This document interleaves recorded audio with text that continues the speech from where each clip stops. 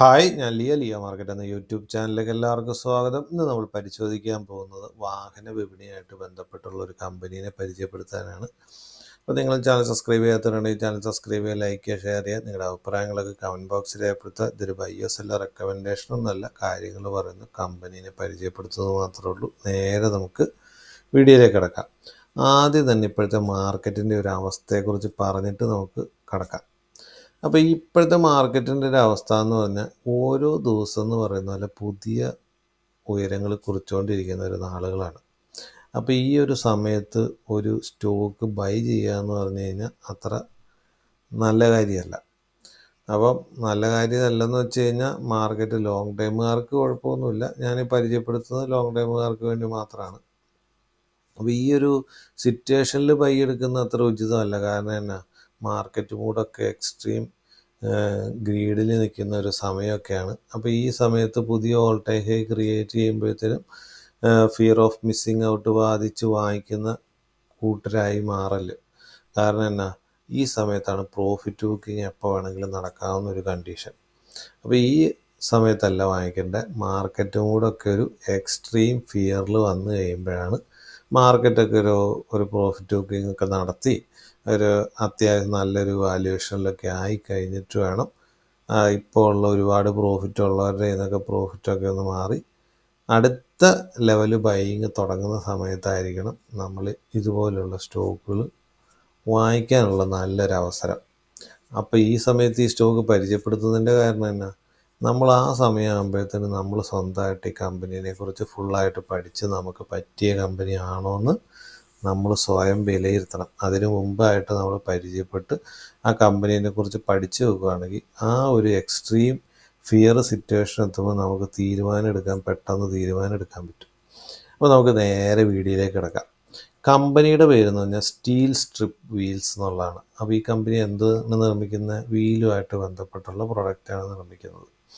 അപ്പോൾ ഈ ഒരു കമ്പനിയുടെ ഗുണം എന്നാന്ന് ചോദിച്ചു കഴിഞ്ഞാൽ, ഈ കമ്പനി ഒരു പർട്ടിക്കുലർ വാഹന കമ്പനിക്ക് വേണ്ടി മാത്രമല്ല ഇത് നിർമ്മിക്കുന്നത്. ഒരുപാട് നമ്മുടെ വിപണിയിലുള്ള ഒരുപാട് കമ്പനികൾക്ക് വേണ്ടി നിർമ്മിക്കുന്നുണ്ട്. അത് ഞാൻ ഇടയ്ക്ക് കാണിച്ചു തരാം. അപ്പോൾ ഈ വാഹന വിപണിക്ക് മൊത്തമായിട്ടുള്ള ഇത് പ്രശ്നമുണ്ടെങ്കിൽ മാത്രമാണ് ഈ കമ്പനിക്ക് ഭയങ്കരമായിട്ട് എഫക്റ്റ് ചെയ്യുള്ളൂ. അങ്ങനെ ഒരു സിറ്റുവേഷൻ നമ്മുടെ മാർക്കറ്റിൽ ഇപ്പോൾ വരാൻ ചാൻസ് കുറവാണ്. കാരണം എന്താ, ഇപ്പോഴത്തെ നമ്മുടെ മാർക്കറ്റ് എന്ന് വെച്ചാൽ ഒരു നെക്സ്റ്റ് ലെവൽ വളർച്ചയിലേക്ക് കിടക്കുകയാണ്. അത് എന്തുകൊണ്ടാണെന്ന് ചോദിച്ചു കഴിഞ്ഞാൽ, ഇന്ത്യയിലെ റോഡ് റെയിലൊക്കെ വികസിക്കുന്നു, പുതിയ പുതിയ കമ്പനികൾ ഇന്ത്യയിലേക്ക് വന്നു. അപ്പോൾ ഇങ്ങനെ ഈ ഒരു വികസനം നടക്കുമ്പോൾ എന്താ സംഭവിക്കുന്നത്, വിവിധ കമ്പനികളൊക്കെ വരുമ്പോഴത്തേനും ആ ഏരിയയിലുള്ള ആൾക്കാർക്കൊക്കെ എന്താ തൊഴിൽ ലഭിക്കും, ആൾക്കാരുടെ വരുമാനം കൂടും. അപ്പോൾ ഈ കമ്പനികളൊക്കെ വരുമ്പോൾ അവർക്ക് എന്താ വേണ്ടേ, അങ്ങോട്ടും ഇങ്ങോട്ടും പോകാനും വരാനും സാധനങ്ങൾ അങ്ങോട്ടും ഇങ്ങോട്ടും എത്തിക്കാനൊക്കെ എന്താ വാഹനങ്ങൾ ആവശ്യമുണ്ട്. ഈ വാഹനങ്ങൾ ആവശ്യമുള്ളപ്പം പലതരം കമ്പനികളുടെ വാഹനങ്ങൾ അവരവരുടെ ഇഷ്ടപ്രകാരം വാങ്ങിക്കും. അപ്പോൾ നമുക്കെന്നാ ഈ ഒരു മൊത്തം വിപണിയിൽ ഒരു വളർച്ച നമുക്ക് ഈ ഒരു കമ്പനിയിൽ നേടിയെടുക്കാൻ പറ്റുമെന്നാണ് എനിക്ക് പറയാനുള്ളത്. അപ്പോൾ ഞാൻ ഇതിൻ്റെ സൈറ്റൊന്നും കാര്യമായിട്ട് പരിചയപ്പെടുത്തുന്നൊന്നുമില്ല, കാരണം നിങ്ങൾ സ്വന്തമായിട്ട് എടുത്ത് നോക്കാവുന്ന കേസേ ഉള്ളൂ. പിന്നെ ഞാൻ ഇതിൻ്റെ അകത്ത് ഇപ്പോൾ ഇത് കാണിക്കുന്നത് NSEയിലും BSEയിലും സമർപ്പിച്ചേക്കണ ഒരു റിപ്പോർട്ടാണ്. അപ്പോൾ ഇത് 24/5/2024 സമർപ്പിച്ചേക്കണ റിപ്പോർട്ടാണ്. അപ്പോൾ കമ്പനിയുടെ ഫുള്ളായിട്ടൊന്നും പറയുന്നില്ല, ഇത് കമ്പനിയുടെ വ്യൂസ്, അത് നിങ്ങൾ വായിച്ചു നോക്കുക കേട്ടോ.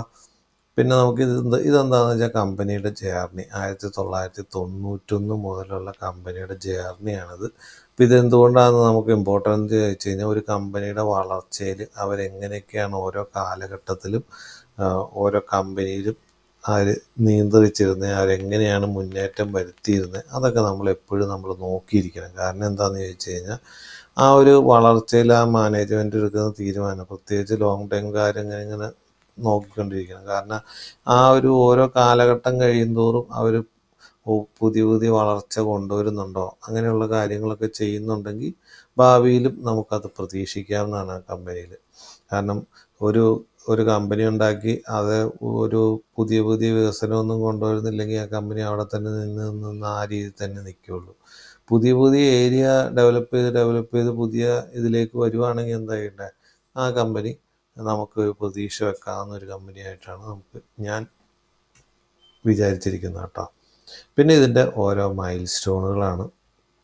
പിന്നെ താഴത്തേക്ക് ഇവരുടെ സ്ട്രാറ്റജിക് പാർട്ട്ണർഷിപ്പൊക്കെ ഉള്ളവരുടെ. പിന്നെ ഇവരുടെ പ്രോഡക്റ്റുകൾ, വിവിധതരം പ്രോഡക്റ്റുകളെ കുറിച്ചാണ് ഇതിൻ്റെ അകത്ത് പറയുന്നത്. പിന്നെ ഇവരുടെ കപ്പാസിറ്റിയും കാര്യങ്ങളൊക്കെ. ഇതാണ് ഇതിൻ്റെ അകത്തെ ഫെസിലിറ്റീസ്. അവർക്കുള്ള അലോയ് വീൽസ് നിർമ്മിക്കുന്ന പ്ലാന്റുകൾ, വിവിധതരം പ്ലാന്റുകൾ, ഓഫീസുകൾ എവിടെയാണ്, അങ്ങനത്തെ ഉള്ള ഡീറ്റെയിൽസാണ് ഇതുള്ളത്. ഇതാണ് അതിൻ്റെ അകത്തെ ക്ലയൻറ്റുകൾ. അപ്പോൾ നമ്മൾ നോക്കിയേ, ഒരു വാഹന വിപണി മാത്രമല്ല, ഒരു വാഹനത്തിനെ ഉദ്ദേശിച്ച് മാത്രമല്ല, പലതരം നമ്മുടെ മാർക്കറ്റിലുള്ള ഒരുമാതിരിപ്പെട്ട കമ്പനികളൊക്കെ ഇതിൻ്റെ അകത്ത് വന്നിട്ടുണ്ട്. അപ്പോൾ നമുക്ക് തന്നെ ഒരു പ്രതീക്ഷ വെക്കാവുന്ന കമ്പനിയല്ലേ. ഈ എല്ലാ കമ്പനികൾക്കും വേണ്ടിയാണ് നിർമ്മിക്കുന്നത്. അവർക്കെല്ലാവർക്കും ഇതിൻ്റെ പ്രൊഡക്റ്റുകൾ ചെല്ലുന്നുണ്ട്. അപ്പോൾ ഈ ഒരു കമ്പനികളിലൊക്കെ വന്ന വളർച്ചയൊക്കെ ഇതിൻ്റെ ഒരു പ്രൊഡക്റ്റ് ആ വാഹനത്തിലുണ്ടാവും എന്നുള്ളത് നമ്മളെപ്പോഴും ഓർമ്മയിലിരിക്കണം. പിന്നെ അതിൻ്റെ അകത്തെ ഈ ഡൊമസ്റ്റിക് മാർക്കറ്റ് ഷെയർ, അതിൻ്റെ ഓരോ വാഹനങ്ങളുടെയും അതിൻ്റെ ഷെയർ, ബിസിനസ്സിലെ ഷെയറുകളൊക്കെയാണ് ഇതിൻ്റെ അകത്ത് കാണിച്ചേക്കണത്. അത് നിങ്ങളെടുത്ത് വായിച്ചു നോക്കിക്കോട്ടെ. ഞാനിത് ഓടിച്ചു വിടുന്നതിൻ്റെ കാരണം എന്നാന്ന് ചോദിച്ചു കഴിഞ്ഞാൽ നമുക്ക് ഫണ്ടമെൻ്റലായിട്ടുള്ള കാര്യം നോക്കാനുള്ളതാണ് കേട്ടോ. പിന്നെ ഇത് എക്സ്പോർട്ട് മാർക്കറ്റ്, അവരുടെ എക്സ്പോർട്ട് ഏത് രാജ്യങ്ങളിലേക്കൊക്കെ ഉണ്ടെന്നുള്ളതാണ് ഇതിൻ്റെ അകത്ത് പറഞ്ഞേക്കണത്. പിന്നെ ഇതിൻ്റെ അകത്ത് വളർച്ച ഗ്രോത്ത് ഡ്രൈവേഴ്സൊക്കെയാണ് ഇതിൻ്റെ അകത്ത് പറഞ്ഞേക്കണത്. പിന്നെ അതിൻ്റെ അകത്ത് ബാക്കിയുള്ളതൊക്കെ നിങ്ങളെടുത്ത് സ്വന്തമായിട്ട് എടുത്ത് വായിച്ചു നോക്കുക കേട്ടോ. ഇനി നമുക്ക് നമ്മുടെ നിർണായകമായിട്ടുള്ള ഫണ്ടമെൻ്റലായിട്ടുള്ള കാര്യങ്ങൾ നോക്കാം. ഇത് ഞാനൊരു 1.5 വർഷം മുമ്പ് പരിചയപ്പെടുത്തിയിരുന്ന സ്റ്റോക്കാണ് കേട്ടോ. അന്ന് അതിൻ്റെ വില എന്ന് പറഞ്ഞാൽ 764 രൂപയിലാണ് ഞാനന്ന് പരിചയപ്പെടുത്തിയിരുന്നത്. അപ്പോൾ നിങ്ങളിപ്പോൾ പറയും 764 ഇപ്പം 232 കുറഞ്ഞു പോയില്ലേന്ന്. ഇത് കുറയുമല്ല കേട്ടോ ചെയ്ത്, ശരിക്കും കൂടുക ചെയ്തത്. കാരണം ഞാനന്ന് പരിചയപ്പെടുത്തുമ്പോൾ ഫേസ് വാല്യൂ 5 ആയിരുന്നു. ഇപ്പം അത് സ്പ്ലിറ്റ് ചെയ്ത് വീണ്ടും ഫേസ് വാല്യൂ 1 ആയിട്ട് കുറച്ചു. അപ്പം ഞാൻ പരിചയപ്പെടുത്തിയ ലെവൽ എന്ന് പറയുമ്പോൾ 152.8 ആ ഏരിയ വെച്ചിട്ടാണ് ഞാനന്ന് പരിചയപ്പെടുത്തിയേക്കണത്. അപ്പം ഇപ്പോഴത്തെ വിലയെന്ന് ഏകദേശം 300 റേഞ്ചിൻ്റെ അടുത്ത് വന്നിട്ടാണ് ഇപ്പോൾ പ്രോഫിറ്റ് നോക്കിയിരിക്കുന്നത്. അതടുത്ത ചാർട്ട് വരുമ്പോൾ ഞാൻ കൃത്യമായിട്ട് പറഞ്ഞുതരാം. മാർക്കറ്റ് ഇപ്പോൾ NSEയിലും BSEയിലും ലിസ്റ്റ് ചെയ്തേക്കുന്ന ഒരു കമ്പനിയാണ്. മാർക്കറ്റ് ക്യാപ്പ് എന്ന് പറഞ്ഞാൽ 3636 എന്ന് പറഞ്ഞാൽ സ്മോൾ ക്യാപ്പ് കമ്പനിയാണ്. അപ്പോൾ സ്മോൾ ക്യാപ്പിൻ്റെ ഒരു കുഴപ്പമെന്ന് വെച്ച് കഴിഞ്ഞാൽ പോസിറ്റീവ് ന്യൂസ് വരുമ്പോൾ ഭയങ്കരമായിട്ട് മുന്നേറും, നെഗറ്റീവ് ന്യൂസ് വരുമ്പോഴത്തേനും അതുപോലെ തന്നെ ഇടിവും സംഭവിക്കുന്ന ഒരു ഏരിയ ആണത്. അപ്പോൾ ഈ ഒരു പീരീഡിലായിരിക്കണം അതിൻ്റെ ഏറ്റവും വലിയ റിസ്കി കാലഘട്ടം. വളർച്ച സാധ്യതയുള്ള കമ്പനികൾ എപ്പോഴും തന്നെ ഈ ഏരിയയിൽ നിന്ന് പെട്ടെന്നായിരിക്കും അവർ small mid cap, large cap ഒക്കെ ആയിട്ട് വളരുന്നത്. പെട്ടെന്നെന്ന് പറഞ്ഞാൽ അടുത്തൊരു 10, 15, 20 വർഷത്തിനുള്ളിൽ.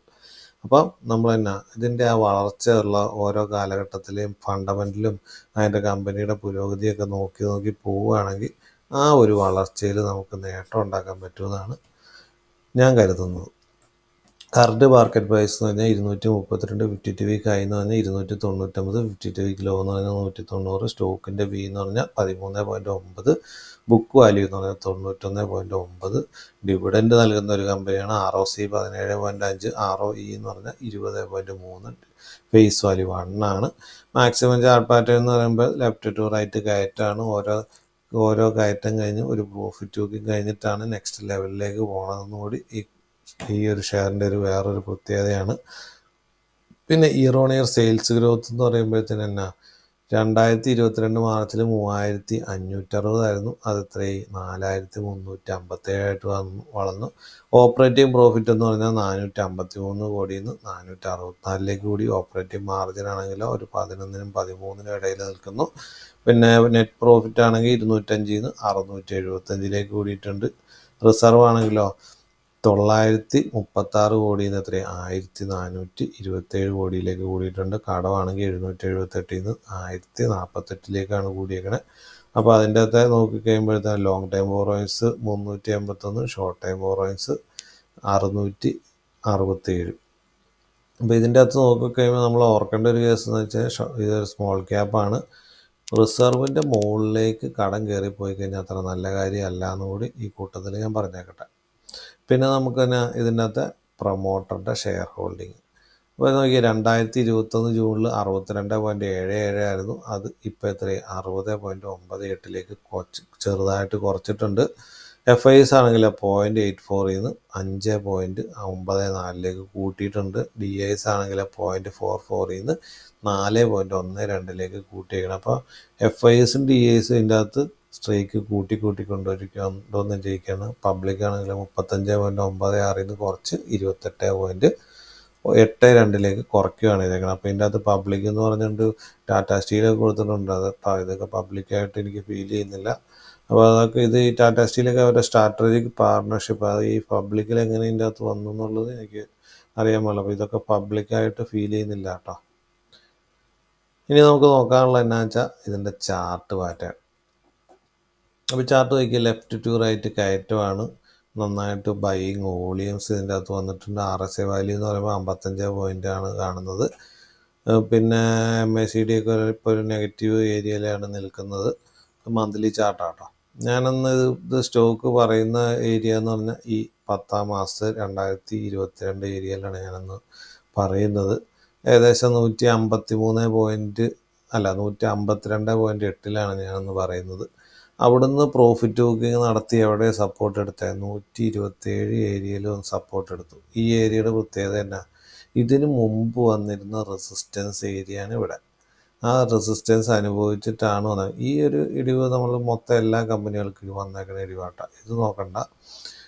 അതിന് മുമ്പ് എങ്ങനെയാണ് വന്നിരുന്നത്? ഇവിടെ വന്നിരുന്ന റെസിസ്റ്റൻസ് നോക്കി, ഈ ഏരിയ റെസിസ്റ്റൻസ് വന്നു. അത് കഴിഞ്ഞിട്ട് അവിടെ നിന്ന് ഒരു ബ്രേക്ക് ഔട്ട് വന്നു. പിന്നെ ആ ഏരിയ വന്ന് സപ്പോർട്ട് എടുത്തിട്ടാണ് നെക്സ്റ്റ് പോണേക്കുന്നത്. അത് കഴിഞ്ഞിട്ട് ഇവിടെ പുതിയൊരു ഹൈ അടിച്ചു. പിന്നെ ഇവിടെ സപ്പോർട്ട് എടുത്തു. അങ്ങനെയാണ് ആ ഒരു ഓരോ ഹൈ കഴിഞ്ഞിട്ടും വന്നിട്ട് പഴയ സപ്പോർട്ട് എടുത്തിട്ടാണ് പുതിയ ഹൈയിലേക്ക് പോണത്.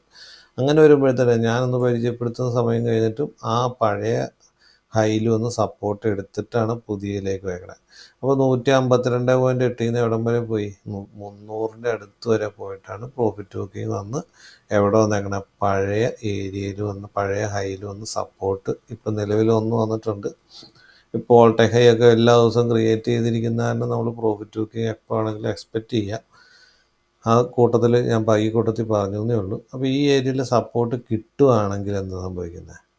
അടുത്ത റെസിസ്റ്റൻസ് എന്ന് പറഞ്ഞാൽ, അപ്പോൾ ഈ സപ്പോർട്ടിൻ്റെ ഏരിയ എന്ന് പറഞ്ഞാൽ 174, 191 ഏരിയ ആട്ടോ സപ്പോർട്ട്. ഈ ഏരിയയിൽ സപ്പോർട്ട് കിട്ടുകയാണെങ്കിൽ അവിടുന്ന് പിന്നെ മുകളിലേക്കുള്ള റെസിസ്റ്റൻസ് 281, 298 എന്നുള്ള ഏരിയ ആണ്. ഈ ഏരിയ കടന്നു കഴിഞ്ഞാൽ പുതിയ നല്ലൊരു റാലി നമുക്ക് പ്രതീക്ഷിക്കാം. വരുന്ന ഒരു 10-15 കൊല്ലത്തിനുള്ളിൽ തന്നെ ഇതൊരു നമുക്ക് നല്ലൊരു വെൽത്ത് ക്രിയേറ്റ് ചെയ്ത് തരാൻ ചാൻസ് ഉള്ളൊരു കമ്പനിയാണ്. പ്രത്യേകിച്ച് ഒരു കമ്പനീനെ മാത്രമല്ല ആശ്രയിച്ചല്ല നിൽക്കുന്നത്. പല ക്ലയൻറ്റുകളുണ്ട്. അപ്പോൾ നല്ലൊരു ഇന്ത്യയിലേക്കാണെങ്കിൽ ഒരുപാട് കമ്പനികൾ വന്നുകൊണ്ടിരിക്കുന്നു. അപ്പോൾ ഈ സമയത്ത് തന്നെ ഉണ്ട് ഈ പുതിയ കമ്പനികളിലേക്കും ഇവരുടെ പ്രൊഡക്റ്റുകൾ എത്താനായിട്ട് ചാൻസ് കൂടുതലാണ്. അപ്പോൾ അങ്ങനെ വരുമ്പോഴത്തേനും എന്ത് ചെയ്യും? ഈ കമ്പനി ഈ ലെവലിലൊന്നും നിൽക്കില്ല. ഭാവിയിലേക്ക് നല്ലൊരു റാലി നടത്തുമെന്നാണ് ഞാൻ പ്രതീക്ഷിക്കുന്നത്. അപ്പോൾ ഈ ഒരു മാർക്കറ്റ് എല്ലാ ദിവസവും ഓൾ ടൈം ഹൈ ക്രിയേറ്റ് ചെയ്തിരിക്കുന്ന സമയത്ത് തന്നെയാണ് നമ്മൾ ഈ കമ്പനിയെക്കുറിച്ച് പഠിക്കുക എന്ന് പറഞ്ഞുകൊണ്ട് ഈ വീഡിയോ നിർത്തുന്നു. ഇതൊരു ബയ്യർ സെല്ലർ റെക്കമെൻഡേഷനും നല്ല കാര്യങ്ങൾ പറയുന്നത് കമ്പനീനെ പരിചയപ്പെടുത്തിയത് മാത്രമേ ഉള്ളൂ. പുതിയ നല്ല വീഡിയോ ആയിട്ട് വരുന്നവരെ നന്ദി, നമസ്കാരം, താങ്ക് യു.